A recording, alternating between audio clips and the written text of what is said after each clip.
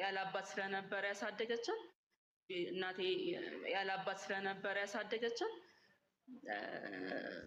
በቃ ስራ መስራት ስለነበረብኝ በ13 ዓመቴ ነው አግብቼ ልጅ መውለድ የጀመርኩትኝ።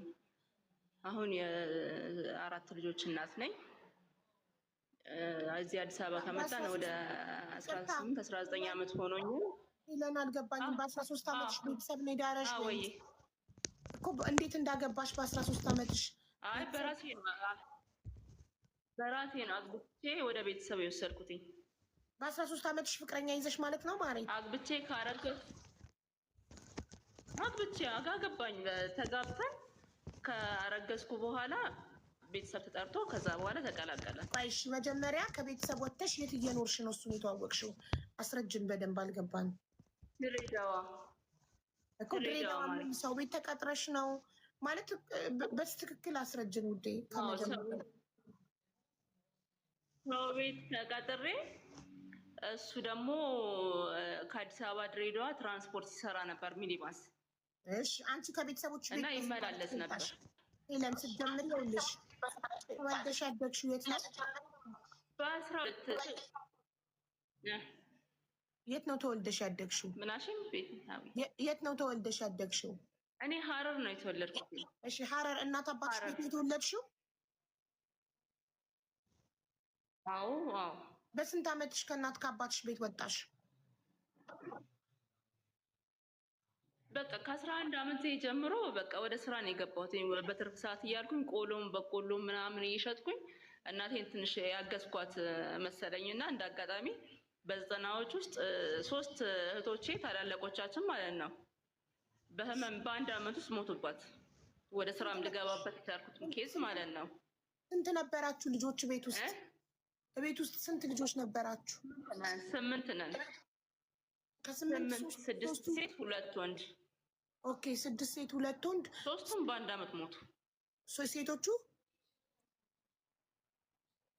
3 ሴቶች ሞቱ። 3 ሴቶች። ኦኬ ከዛን እናቴ በቃ በጣም ጥሩ ላይ ማልነበረችም።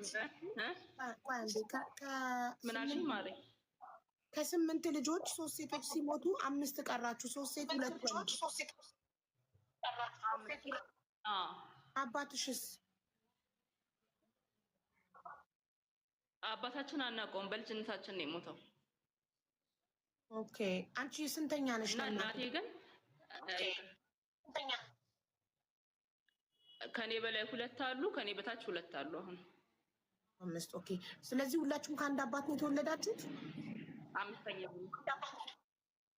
አይ አይደለም። ኦኬ ከ2 ነው። የማን አባት ነው የሞተው? የማን አባት ነው በህይወት ያለው? የትልልቆቹ የ2ቱ አባት አለ፣ ኤርትራ ነው ያለው። ኦኬ ኤርትራዊ ነው። የሶስታችሁ ግን ሞቷል? የልጆቻችን ግን ሞቷል። ኦኬ እሺ አንቺ በ11 ዓመትሽ ምን መስራት ጀመርሽ? እናታችን ሜንሲ ቤት ነበር የምትሰራው። የዛ ሰዓት እንደዚህ የወታደሩ ካምፕ የለም፣ ምግብ ሰራተኛ ነች፣ የምግብ ባለሙያ ነበረች እና ሜንሲ ቤት ትሰራ ነበረ። ከዛ በቃ በእህቶቻችን ሲሞቱ ትንሽ ጥሩ አልነበረችም ስሜቷ። ከዛም በቃ እኔ በትርፍ ሰዓቴ ጠዋት ከተማርኩኝ ከሰዓት በኋላ ወይ በቆሎም እንደዚህ ቆሎ ምናምን አስፋልት ዳር ነው ቤታችን፣ እዛ እየሸጥኩኝ ምናምን ማገዝ ጀመርኩኝ። ከዛን የሆነ ብርም ስታይ ምናምን መዳፈር ጀመርኩኝ ምናምን። በቃ እኔ አሁን የኔ ታናናሾቹ መማር አለባቸው ብዬ ነው። ትልቁም ወንድ የኔም ታላቅ አስተማሪ ነበር እና ገና ዩኒቨርሲቲ ነበር እዚህ አዲስ አበባ መጥቶ ማለት ነው፣ እዛ ትምህርት ሲጨርሶ እና ማዘር ብቻዋን ነች። በቃ ምንም ማንም የሚያግዛት አልነበረም። እኔ በቃ ምንድነው በዛ ሰዓት የወሰንኩት ለቤቱ ያው 3ቱ ሞተዋል፣ አንድ ሰው ግን ዋጋ መክፈል አለበት ብዬ አሰብኩ። በቃ እኔ ዋጋ ብከፍል ሌሎቹ ስለምን አይማሩም በሚል ግን እግዚአብሔር ረዳኝ። ትምህርታቸውን ጨረሱ፣ ታናናሾቼም ትልቁ። ከእንደገናም የልጆቼም አባት ጥሩ ሆነልኝ። በቃ እሱ ካገባው በኋላ ቀጥ አድርጎ ቤተሰቡን መርዳት ጀመረልኝ። ቆይ እኔ ያልገባኝ በ11 ዓመትሽ ሰው ቤት ተቀጥረሽ መስራት ጀመርሽ? አስረጅኝ እሱም መጀመሪያ። እሺ በ11 ዓመትሽ ከቤት ወጥተሽ ሰው ቤት ድሬዳዋ ገባሁኝ። እሺ ድሬዳዋ ጠፍቼባቸው ወደ ድሬዳዋ መጣሁኝ። ከቤት ወጥተሽ ድሬዳዋ ስመጣ ልጅ በቃ ጠፋሁኝ። በቃ ተጽዕኖም ሲበዛ ትልቁ ወንድሜ ኃይለኛም ሆነ ስራ አትስሪ ማለት ጀመረ። ትምህርትሽን ተማሪ ማለት ጀመረ። ዱላ ምንም ሲጀመር ተነሳሁኝ እና ጠፍቼ ድሬዳዋ መጣሁኝ። እዛኔ 5 ብር ነው 10 ብር ነበር ትራንስፖርት። ከዛም ሰው ቤት መቀጠር ፈለግኩኝ። ማንም የሚቀጥረኝ አጣሁኝ። በ20 ብር ነው የገባሁት። እሺ ከሀረር ድሬዳዋ ጠፍተሽ በቃ የሆነ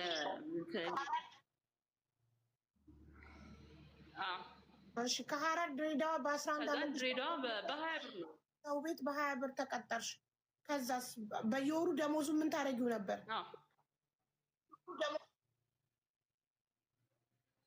ከዛ በኋላ ሰዎቹ ጋር ስሰራ ሰዎቹ ምን አደረጉኝ? እናትየው ተለቅ ያለ ሴትዮ ነበረች እና እንዳልኩሽ ከእናቴ የወረስኩት በስራ ጎበዝ ነበርኩኝ እና ሲያዩም እንደ 13 እንደ እድሜ አይደለም ስራ ጎበዝ ነኝ፣ ኃላፊነት ምናምን ሴትዮዋ አዘነችልኝና ሌላ ሰራተኛ ቀጠረችልኝና እኔ በቃ የእሷን መኝታ ቤት የእሷን አንዳንድ ነገር ዋና ዋና ነገሮቹ ምናምን መቆጣጠር ጀመርኩኝ።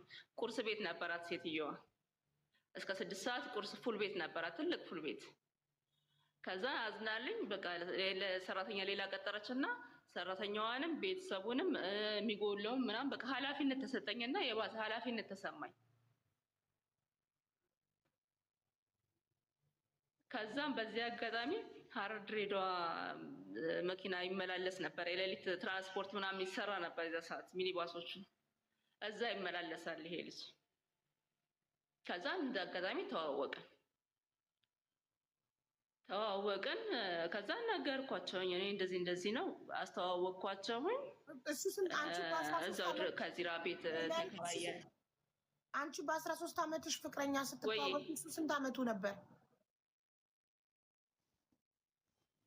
ከ20ዎች ውስጥ ነው። ከ20 በላይ ነው። ከ20 በላይ ነው። እሺ እየሰማንሽ ነው።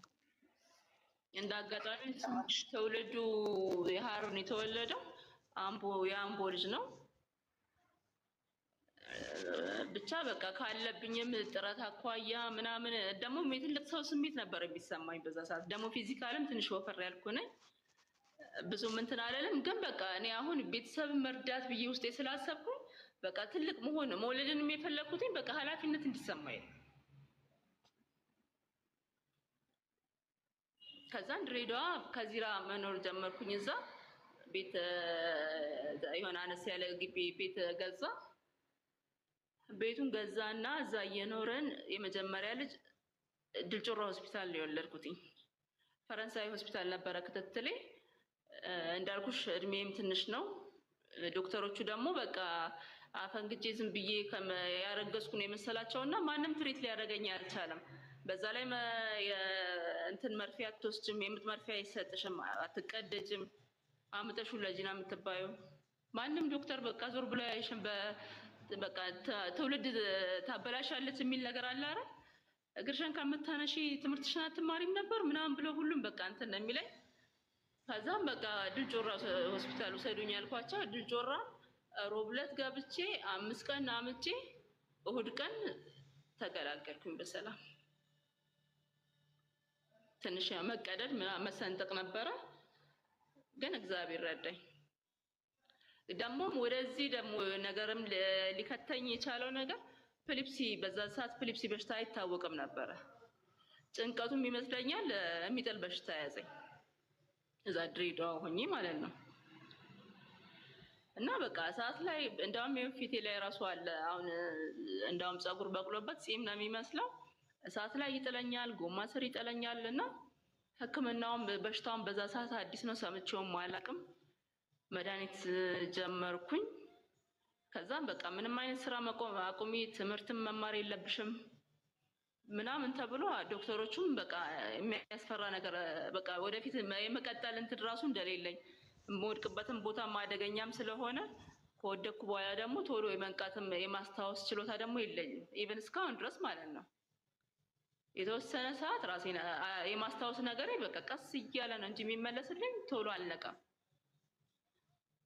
ከዛም ወደ ትዳር በቃ መውለድ አለብኝ በቃ ብሞት እንኳን ብቻዬን መቅረት የለብኝም ምናምን በሚለው በዛም ያንንም አቅጄ ነው። ይሄን ነገር ደግሞ ባለቤት የሚያውቃል። ግን እግዚአብሔር ይመስገን በሰላም ተገላገልኩኝ። በዚህ አጋጣሚ ጥሩ እየኖርን እናቴ የቀበሌ ቤት ነው የምትኖረው እና የረጅም ዓመት ዕዳ ነበረባት። ቤቱን ከተሰጣት ጀምሮ ራሱ የከፈሉም አይመስለኝም። የረጅም ዓመት ነው ዕዳቸው። ከዛን ቶሎ ክፈሉ አለበለዚያ ትወጣላችሁ መባል ተባለ። እናቴ ድጋሚ አሁንም ተጨናነቀች። ሳማክረው በቃ ቤቱን ሽጭ ያለኝ አውዬ ስለ ብርም ብዙ እውቀቱም የለኝም።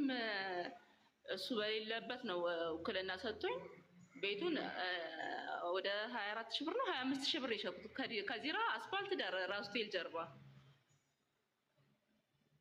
ከዛን ያንን ብር ወሰድኩኝ ቀጥታ ሄጄ ያለብኝን ዕዳ ቀበሌ ለመክፈል ሲሄድ እንደውም እድሜሽ አይፈቅድምና አይሆንም አሉኝ።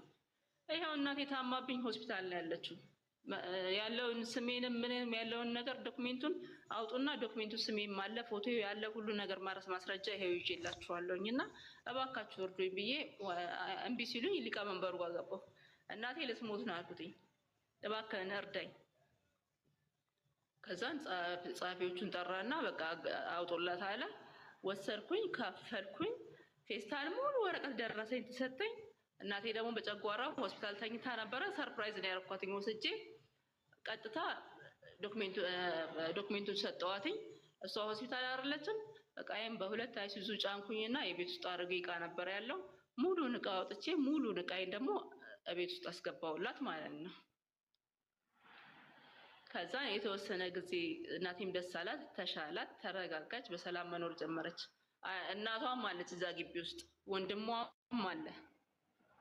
ሰላማዊ ኑሮ መኖር ሲጀምሩ በቃ እኛ ተያይዘን ወደ ቦሌ በገባን ማለት ነው። ዋናው መነሻው የትራንስፖርቱ መነሻ ቦሌ ሚካኤል ነው፣ አየር አምባ ትምህርት ቤት ጀርባ። ከዛን እዛ መጣን፣ ቤት ተከራየን፣ እንደ አዲስ ጎጆ ወጣን። ትንሽ ቆይቼ ሁለተኛ ልጅ ወለድኩኝ። ግን በቃ በጣም ያመኝ ነበር፣ በጣም ይጥለኝ ነበር። ብታይ በምን ብር ቤት ተከራያችሁ? በምን ብር ትኖራላችሁ? እሱ ምን ስራ አለው እንዴ? ይሰራል እኮ እሱ ሹፍርና እኮ እየሰራ ነው እሱ። በሱ ሹፍርና ስራ ነው የምትተዳደረው? ሚኒባሱን እየሰራ ነው።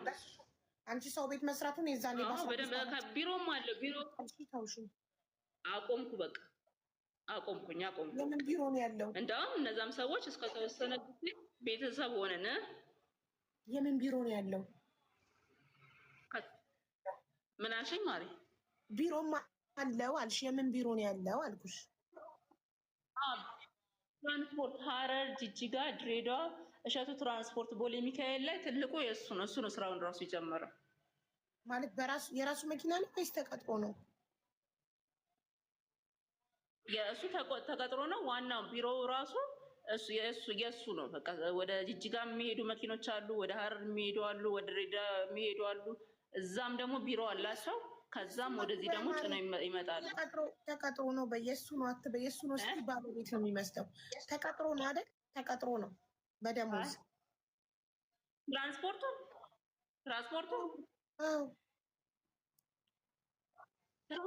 የራሱ ቢሮ ነው።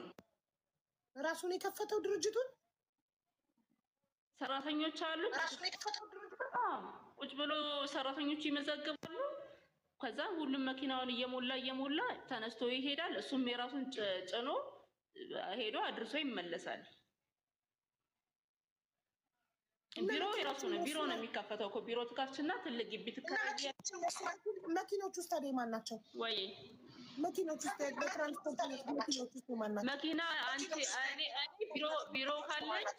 እኔ ቢሮ ካለኝ አንቺ መኪና ካለሽ መኪና ታመጭና ሹፌር ካለሽ ከነ ሹፌርሽ፣ ሹፌር ከሌለሽ ደግሞ በገቢ ተስማሚና መኪናውን እዛ ታስገቢያለሽ።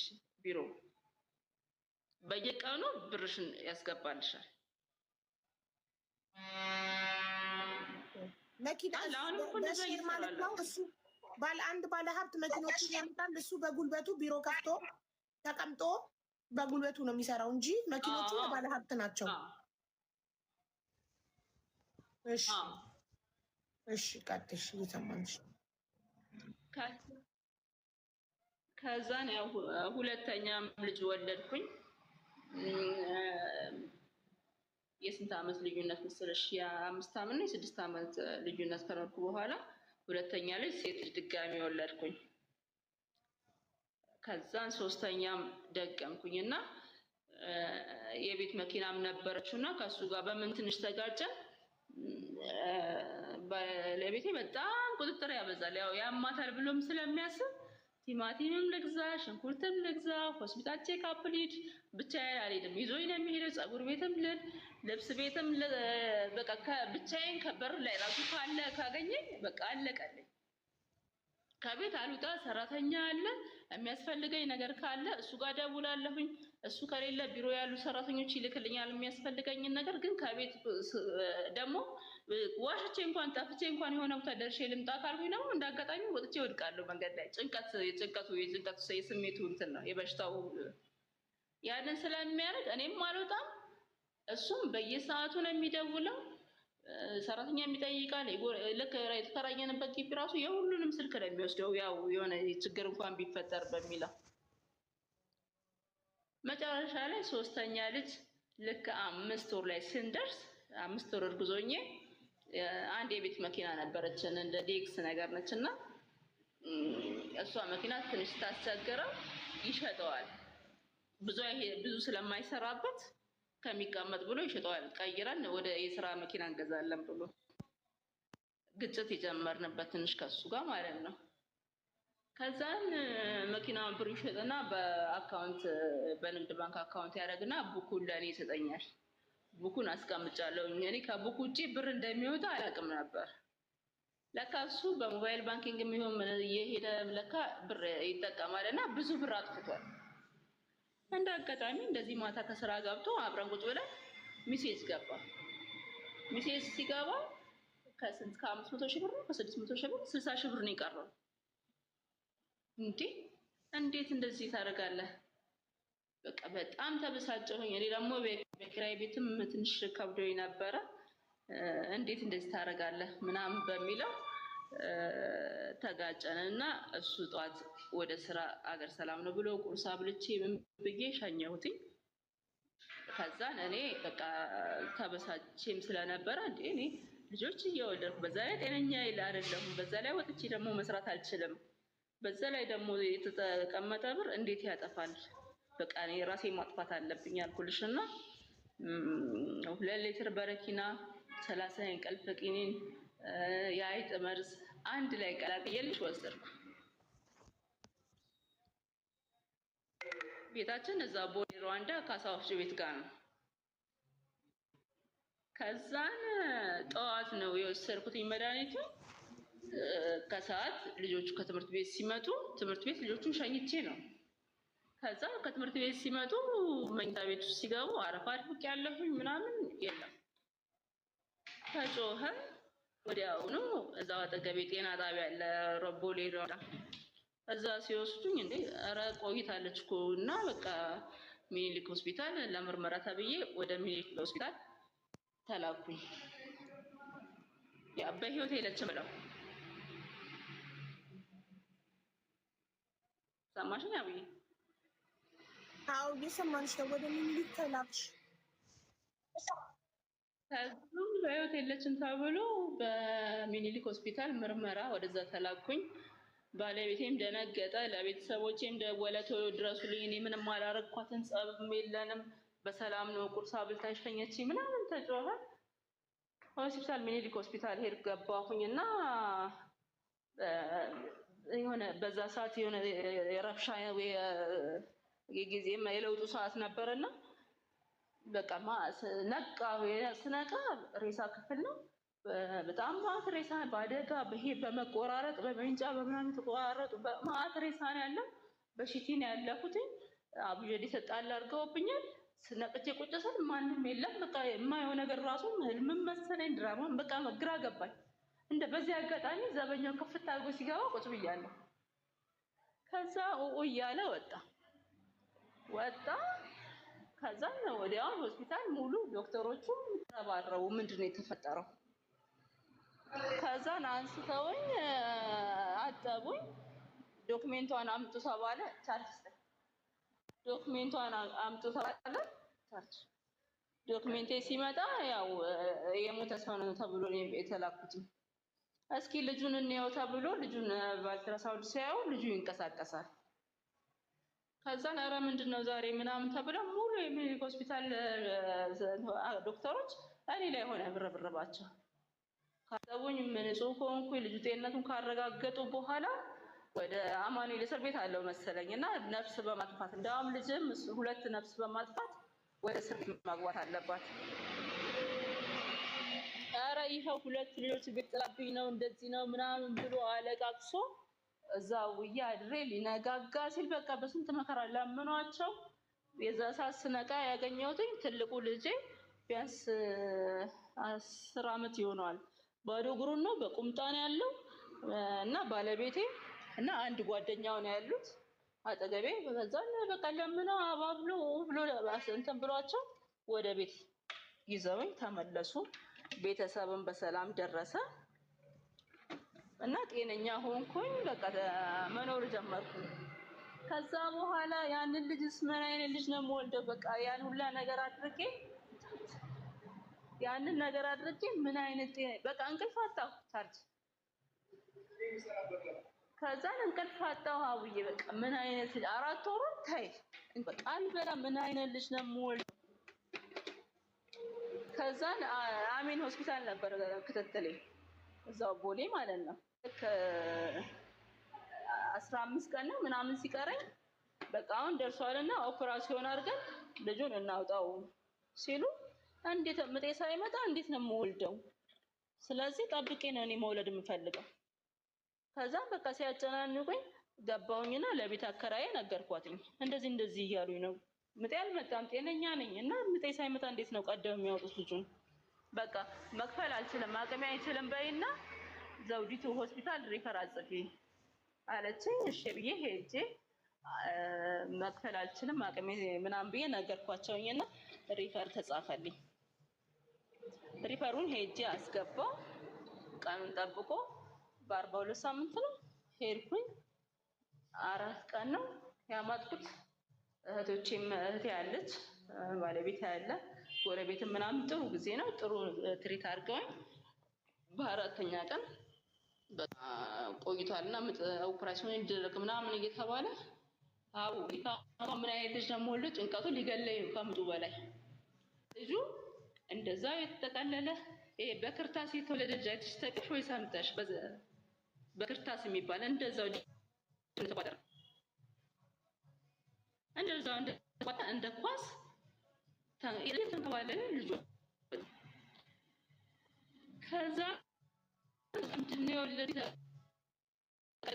ወዲያውኑ ከ100 ሺህ ከ10 ሺህ ነገር ይፈጠራል አሉ። እኔ እንኳን አላውቅም ነበር። ከዛን ወዲያውኑ በምላጭ ልጁን ሰንጥቀው ውሃው እንዳለ ያለበሰኝ ልጁ በሰላም ከዛ ውስጥ ልጁን አወጡት። ጤነኛ ልጅ የተባረከ እግዚአብሔርን የሚፈራ ቆንጆ ሙሉ ጤነኛ ልጅ አቀፌ በሰላም ወደ ቤት የገባሁኝ። አውዬ አዲስ የተወለደ ልጅ እግዚአብሔር እንደሚፈራ እንደዛው እየኖሩ አዲስ የተወለደ ልጅ የሚያምር ቆንጆ ጤነኛ ይባላል። ግን እግዚአብሔር የሚፈራ ማለት በቃ ከእድገቱን ከዛ በኋላ እኮ ያለውን ነገር ነው የምነግርሽ። ያው የእግዚአብሔር እጅ እንዳለበት በቃ ጤነኛ ልጅ ነው የወለድኩት። ያ በቤት የገባው በእድገቱ ራሱ ምንም አይነት አላስቸገረኝም። በቃ ጥሩ ኦኬ። እንደዛ ይፈጠራል አሉ። ምን እንደሆነ አላወኩም። እኔ መጀመሪያ ነው በወሬ ደረጃ ነው ይበቃ። እንደፈራሹ ሳይሆን ጤነኛ ልጅ ወልደሽ በሰላም ወደ ቤትሽ ገባሽ። ባላቆም ነው በሰላም ወደ ቤት የገባሁኝ። ከዛ እንደዛም በቃ የዛ ሰዓት እንደ ስለትም ምንም በቃ እኔ ከዚህ በኋላ እንደዚህ ካረክልኝ እኔ ከዚህ በኋላ መከላከያ ማሉትም የፈለከውን ብትሰጠኝ ናም ብለሽ የምትመዩ መሀላ ማላረለ እንደዛው እንዳጋጣሚ በአመቱ አረገዝኩኝና ያው እሱ እንኳን ከወለድኩ በኋላ በ7 ወሩ ላይ የልብ ኬዝ ተብሎ ታሞ ሞተብኝ። ሲሞት በቃ አሁን የሚበቃኝን የሴትነት ኃላፊነቴን ተወጥቻለሁኝ። ልጆቼም አድገውልኛል። ስለዚህ አሁን አራተኛው ልጅ ማለት ነው። በ7ኛ ወር እሱ ሞተ። ጥቁር አንበሳ ነው የሞተው። የልብ መሰንጠቅ ነበረበት። ከዛም በቃ እሱ ከሞተ በኋላ በቃ 4 ልጅ መውለድ ያለብኝ 4 ልጅ ወልጃለሁኝ። ይሄኛው እግዚአብሔር አላለውም። ስለዚህ ለሌሎቹ ወጥቼ ስራ መስራት አለብኝ። የተሻለ እኔ በተሸከርኩበት እኔ ባሳለፍኩትን ነገር እነሱ ማሳለፍ የለባቸውም። ስለዚህ መስራት አለብኝ። ከዛን በቃ እሱም እንትን አላለም። የዛ ሰዓት ደግሞ ስራም ቀዝቅዞ ነበረ። ግጭት ምናምን እየበዛ መንገድ እየተከለከለ ነበር። ሚኒባስ የሌሊት ጉዞ ማለት ነው። ከዛን ምን ጀመርኩ መሰለሽ? እውቀቱ እንኳን የለኝም። የሱ ቤተሰብ የሱ ጓደኞች እቺ ሱራ የምትባል ባለሀብት ታውቂያታለሽ? አውሮፕላን ምናምን ጫት የምትነግድ በአውሮፕላን ነው የምትሰራው። የራሷ አውሮፕላን ምናምን ያለባት ሶማሌ ነች። ጫት በአውሮፕላን አላውቅም ሰምቼ እና በጫት ኤክስፖርት ምናምን በጣም ይሰራል። እና ከዛን የእሷ ጓደኞች ምናምን ሲያወሩ ስለምሰማ አንደኛው ሱቅ ላይ ምን ጀመርኩኝ? ከሀረር ጫት ማስመጣትና ማከፋፈል ጀመርኩ። ከዛን በቃ ጥሩ ስኬታማ በቃ ጥሩ መስራት ጀመርኩኝ። እንዳውም ሌላውን ስራ ተወና እሱም እኔም ማገዝ ጀመረ። ከዛን ትንሽ በቃ ልክ 8 ወር ምናምን ሊሆነን ሲል እቁብ መጣል ጀመርኩ። ከሱ ደብቄ በቃ የወጣሁበትን አላማ ማሳየት አለብኝ ምናምን በሚለው እልተያያዝኩኝና መኪና በቀለጫቱ ማስማምጣት ማለት ሻርክ ነበር የሚያስፈልገን። ሻርክ መኪና መግዛት አለብን። የጫት ስራው ትርፋማ ሲሆን ባልሽ ሹፍርናውን ትቶ ቢሮውን ዘግቶ ከአንቺ ጋር ጫት ነጋዴ ሆነ። ያንን ያደረገው የሌሊት ጉዞ በአደጋ በመብዛቱ ተቋርጧል። አሁን ቆሟል። የሌሊት ጉዞ የለም። የዛ ሰዓትም እየተከለከለ ነበረ። በይበልጥ ደግሞ በቃ እየተዳከመ እየተደበቁ እየተጨናነቁ ነበረ። የሆነ ሰዓት መጨረሻ ላይ ሙሉ ለሙሉ እንዳውም ይሄን ልክ ስጀምር ያኛውም እንዳጋጣሚ ተቋረጠ። ከዛ በቃ እኔ ማገዝ ጀመረ። እኔ ማገዝ ሲጀምር እኔ ደግሞ በቃ ሰርቼ መለወጥ ሰርቼ በቃ ማሳየት አለብኝ በሚለው ተደበቅኩኝና ስህተት ሰራው መሰለኝ። እኔ ማላቅም እቁብ መጣል ጀመርኩኝ እዛው አጠገባችን። እቁቡም ለምንድን ነው? ለመኪና ባለ እቁቡንም ተመካክረን እንደዚሁ አንዳንድ ትልልቅ ሰዎችን ማማከሬ እቁቡ 400 ሺህ ብር ነው። በዛ ሰዓት መኪና እስከ 1 ሚሊዮን ይሸጥ ነበረ። ከባንክ ጋር እያይዤ እገዛለሁ አልኩኝና ልክ እቁቡ ሲደርሰኝ ከዛን የሱ እህቴን ጠራኋትኝ። የሱ ቤተሰብ ጋር ደወልኩኝ። ያው ካሳንቺስ ናቸው። በቃ ይኸው ሰርቼ እንደዚህ ላደርግ ነውና እናንተ ጋር ቡና አፍልታችሁ ጥሩን ሰርፕራይዝ እናድርገው እንንገረው። ከእቁብ ቤት ብሩን አልወሰድኩም አልኳቸው። በቃ ደስ አላቸው። ከቤተሰቡ ጋር ጥሩ ግንኙነት ነው ያለኝ። ቡና አፈሉ፣ ጠሩን፣ ቡና ጠጣን። እንግዲህ ያው ሚስትህ የጎብዛልሃለች እንኳን ደስ አለህ፣ ያው አንተን ለማስደሰት መኪና ልትገዛ እቁብ ጥላ ሰርፕራይዝ ልታደርግ ነው እና በቃ ምናምን ሲሉት አንቺ በቃ ልብሱን የቀደደው ተናደደ። እንዴት ትደብቀኛለች? ደግሞ በጣም ስራ ስለነበረ በቃ ሌላም ብር አለ ማለት ነው እንጂ ይሄ ብቻ አይደለም። እንዴት ትደብቀኛለች ምናምን ብሎ ቤቱን ቀወጠው። እኔም እህቴም ፈርቼ ይዣት ሄድኩትኝ። ወይ ደስታ ነው ወይ ሀዘን ነው፣ ከሁለት አንዱ ነበር የምጠብቀውና በቃ አበደብን። ከዛን ተመልሶ ቡናውም ቀረ፣ ቀውጥ የሆነ እኔና እህቴንን ተመልሶ ይዞ መጣና ወደ ቤት አስገባን። ከዛ በኋላ በቃ ረብሻ ተነሳ። ረብሻ ሲነሳ እንዴ ከዛ እኔም ቤተሰቦቼን ሰበሰብኩና እኔ እኮ ልጆቼን ለመቀየር ነው፣ አልደበኩም። ብደብቅ እና ብሩን በራሴ ወይ ከቁቤት ራሴ በወስድ ችግር የለውም። ይኸው ከቁቤት እኮ ብሩን አልወሰድኩኝም። ወሰድኩና አገናኘሁትኝ። እሱንም ተናገረው። እንዴት ትደብቀኛለህ? ጎረቤት ሆነን ስንት ዓመት አብረን ኖረን ምናምን። ከእሱ ጋርም ትንሽ ተጋጨን። በቃ እኔም በቃ አልሰራም ብዬ ወደ ቤት ገባሁኝ። ከዛ እነዚህ ከስተመሮቼ ከዛ ከገጠር የሚልኩት ምናምን እንዴት ትገቢያለሽ ሊሊ በቃ እኛ ቤት እንከራይልሻለን ስራሽ እንዳዲስ ጀምሪ እኔ እሱንም ብር አልፈለግም በቃ ብርንም ውሰድ እኔ ከዚህ በኋላ ከአንተ ጋር አልሰራም ብዬ ገባሁ ከዛ የሚልኩልኝ ገበሬዎቹ ምናምን በሞራል የሆነ ቤት ተከራዩልኝ እዛ አካባቢ ማለት ነው ከዛን ቁጥር 2 ብዬ ጀመርኩኝ ከዛን ሰላም ጠፋ እዛ ጋር የነበሩ ከስተመሮች ወደ እኔ መምጣት ጀመሩ ምናምን ከዛ ረብሻ ሆነ በቃ ቤት ስንገባ በጣም ረብሻ ነው ከዛም በቃ ቤተሰቦቼን ሰበሰብኩና በቃ አንድ ቤት እየኖራችሁ የሱ ጫት ቤት አንቺ መጀመሪያ የከፈትሽውን ቁጥር 1 ብለሽ ትተሽለት ወጣሽ አንቺ ቁጥር 2 ከፈትሽ የከስተመሮች እየለቀቁ ከቁጥር 1 ወደ ቁጥር 2 ይመጣሉ ማታ ማታ በከስተመር ምክንያት አንድ ቤት ስታሉ ትጋጫላችሁ ከስተመሬን ወሰድሽ ከስተመሬን ወሰድክ እንደዚህ አይነት ነገር መጣ በቃ ጸብ ሆነ ልጆቹም እየተረበሹ ሆነ በቃ እኛ ልንግባባ አልቻልንም በፍጹም እንደውም በቃ አንድ ቀን ልክ ሲመታኝ ትልቁ የመጀመሪያ ልጄ በቃ ቤቱን ጥሎ ለካስ 4 ሰዓት 5 ሰዓት ነው ከምሽቱ ገመድ ይዝልሽና ከቤት ሮጦ ተነስቶ ይወጣል ከዛም ቦሌ አደባባይ ላይ ፖሊስ ቆም ሲለው አልቆም ብሎ ምናምን መንገድ አዘግተው በመሳሪያ ተደቅኖ ምናምን በግድ በስንት መከራ የያዙትና ደብድበውት የት ነው የምትሄደው በቃ ራሴን ላጠፋ ለምን ራስህን የምታጠፋው በቃ እናትና አባቴ ሊስማሙ አልቻሉም የት ናቸው እንደዚህ ደግሞ ያቆኛል አካባቢ ሰሱንም እኔንም ያቆናል ጣቢያው ምናምን ሰፈሩን በጣም ያቀዳል ከዛን እኔ በግሬ ደግሞ በቃ እየዞርኩ እየፈለኩት ነውና ጣቢያ ሄደን ስናስመዘግብ ፖሊሶቹ እዛው ጣቢያ ይዘውት መጡ ከዛን በቃ እኔ ማለቀስኩኝ ይቅርታ ተባብለን አስታርቀውት ከእንደገና ሁለተኛ እንደዚህ አይነት ነገር እንዳይሰራ አደራችሁን ብለው ለልጆቻቸው አታስቡም ወይ ተብሎ መክራውን ልጃችንን ይዘን በሰላም ወደ ቤት ገባን ከዛን በቃ እኔ ቤተሰቤን ሰበሰብኩኝና በቃ እኔ ፍቺ እፈልጋለሁ ምክንያቱም ሰርቼ ካልተለወጥኩ አሁንም ተለያይተን ደግሞ እኔ ሌላ ሱቅ የራሱን ሱቅ መስራት ስንችል በቃ ጸብ ሆነ ስንገባ ማታ ሁሌ ረብሻ ነው ጭቅጭቅ ነው ስለዚህ በቃ መለያየት ፈልጋለሁ ብዬ ለቤተሰቦቼ ነገርኩኝ ቤተሰብም በቃ እሺ ያለ ሰሚት ፍርድ ቤት ክስ ጀመረን እዛ እየተመላለስን እሱ ተነስቶ ድሬዳዋ ገባ ስራ እቺ ሶማሊያዋ ከምልሽ ሴትዮ ጋር በአውሮፕላን ጫት ከየገጠሩ በመኪና እያቀረቡ ጥሩ ስራ መስራት ጀመረ